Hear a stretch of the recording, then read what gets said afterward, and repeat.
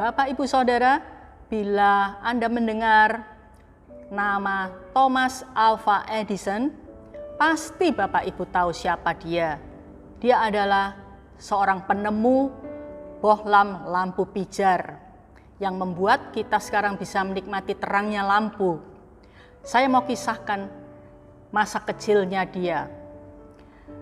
Thomas Alva Edison adalah seorang murid yang dianggap bodoh, tidak berbakat, angka-angka dan nilai-nilainya jelek selalu.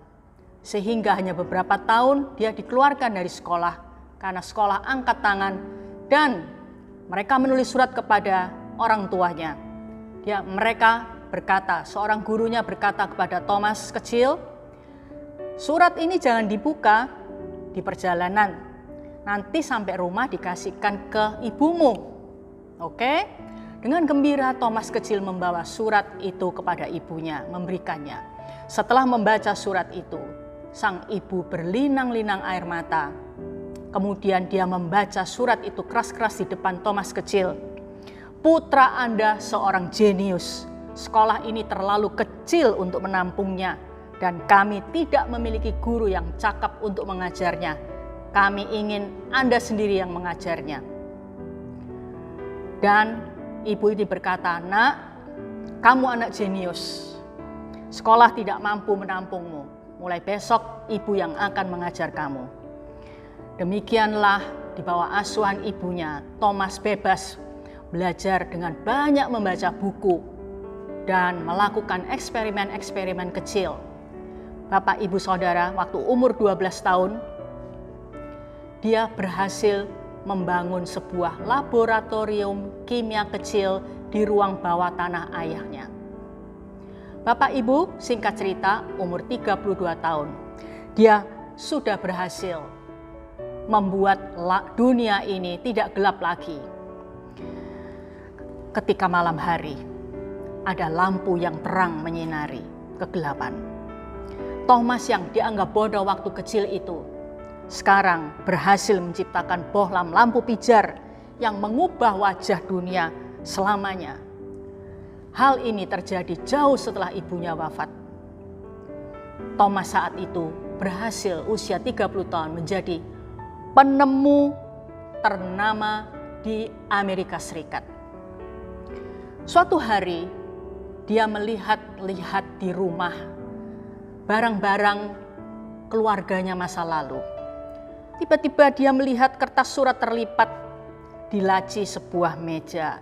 Dia membuka surat itu dan membaca isinya. Ternyata isinya tertulis seperti ini. Putra Anda anak yang bodoh. Kami tidak mengizinkan anak Anda bersekolah lagi. Demikian isi surat yang sesungguhnya yang dibawa oleh Thomas dan diberikan ibunya waktu dia pulang sekolah berpuluh tahun yang lalu. Setelah membaca surat itu, Thomas Alva Edison menangis berjam-jam. Dan kemudian dia menulis di buku diary-nya, "Saya, Thomas Alva Edison, adalah seorang anak yang bodoh yang karena seorang ibu yang luar biasa mampu menjadi seorang jenius pada abad kehidupannya." Bapak Ibu, jika sekarang kita bisa menikmati terangnya lampu, ingatlah bahwa kita berhutang bukan kepada Thomas Alva Edison, tapi kepada seorang ibu yang melihat anaknya dengan cara yang berbeda, dengan mata kasih seorang ibu. Jika suatu hari nanti putra Anda dicap anak bodoh, anak lamban, anak bandel, tidak berbakat, bisakah Bapak, Ibu, Saudara mempercayai dan meyakini bahwa anak Anda mampu menjadi anak yang luar biasa? Hari ini saya ingin berbicara tentang kasih, mempercayai yang terbaik. Di dalam 1 Korintus 13 ayat 7 versi BIMK. Ia, yaitu kasih, tahan menghadapi segala sesuatu dan mau percaya akan yang terbaik pada setiap orang. Dalam keadaan yang bagaimanapun juga, orang yang mengasihi itu tidak pernah hilang harapannya dan sabar menunggu segala sesuatu. Bapak, Ibu, Saudara, mengasihi berarti rela menanggung kekecewaan dan mempercayai bahwa orang tersebut bisa menjadi yang terbaik, mencapai potensi yang terbaik. Ini berarti dalam keadaan bagaimanapun kita tidak hilang harapan dan sabar menunggu perubahan orang tersebut. Persis seperti kasih Bapa Surgawi kepada kita, kasih Yesus kepada kita. Tetapi yang sering kita lakukan adalah kita fokus pada kelemahan seseorang dan mengkritiknya dan memberi cap atau label-label yang negatif, ya kan? Dan juga membiarkan diri tertular virus kekecewaan dari ceritanya teman-teman tentang seorang yang tidak baik. Kita nggak dilukai oleh orang itu, tapi kita tertular kekecewaannya gara-gara mendengar cerita teman kita tentang negatifnya seseorang. Kita memiliki pola pikir yang salah, yaitu begini.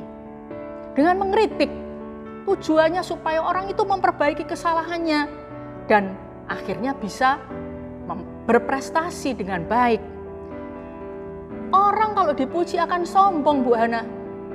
Jadi kebiasaan kita ketika melihat kebaikan seseorang, kita diam saja, kita simpan di hati. Ngomong di hati, wah orang itu baik ya. Tapi jika ada salahnya orang, langsung kita mencela, mengkritik, dan menggosipkan dia. Contoh, istri memasak enak, suaminya diam aja. Ya memang tugasnya istri ya masak yang enak buat keluarganya. Tapi kalau kurang enak masakannya, anyep, hambar atau apa, langsung mencela. Masakannya nggak enak hari ini. Nah, ya toh? Sebaliknya, suami bekerja keras setiap hari, istri diam aja. Dalam hati, ya memang tugasnya dia, kewajibannya suami mencari nafkah. Ketika suami berbuat salah, istri langsung mencela, mengkritik, mengecam. Demikian juga orang tua kepada anak. Ketika anak berbuat sesuatu yang baik, diam saja. Ketika anak salah, langsung dikecam. Bapak, Ibu, manusia itu, menurut penelitian ahli jiwa, manusia itu membutuhkan dorongan, membutuhkan pujian, membutuhkan penghargaan. Manusia itu memiliki tangki emosional, bukan tangki beneran kayak sepeda motor, kayak di mobil, tapi di hati itu ada suatu wadah, suatu tangki, itu gambarannya ya. Dan tangki emosional ini perlu diisi penuh dengan dorongan, dengan semangat, supaya dengan manusia itu, orang itu memiliki semangat, dia akan melakukan yang terbaik dalam hidupnya, entah itu pelajarannya, entah itu pekerjaannya, entah itu pernikahannya, pelayanannya. Saat tangki emosional seseorang itu penuh, dia bisa menunjukkan prestasi terbaiknya. Jadi prinsip di balik fakta ini seperti ini. Jika kita mengkritik orang, selalu mencela kesalahannya, anak selalu dikecam kesalahannya, berarti dia diingatkan terus pada kekurangannya berulang kali. Sehingga dia memberi cap negatif pada dirinya. Aku memang jelek, aku memang bodoh, aku memang bandel, aku memang lamban, dan seterusnya. Akibatnya, dengan keyakinan diri, kepercayaan diri yang negatif seperti ini, prestasinya menjadi buruk dan dia selalu menjadi anak yang gagal dan menjengkelkan.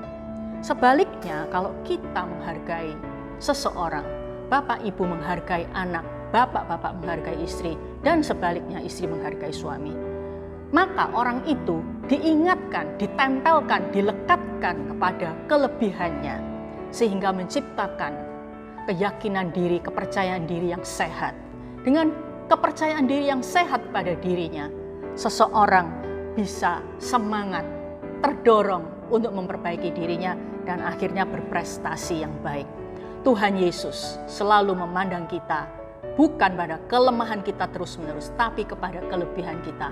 Tuhan mempercaya yang terbaik bisa terjadi pada kita. Oleh sebab itu, marilah kita lakukan juga pada sesama kita, di rumah, di tempat kerja, atau di gereja, di dunia pelayanan. Tuhan memberkati saudara, biarlah kasih Kristus selalu mempersatukan kita selalu.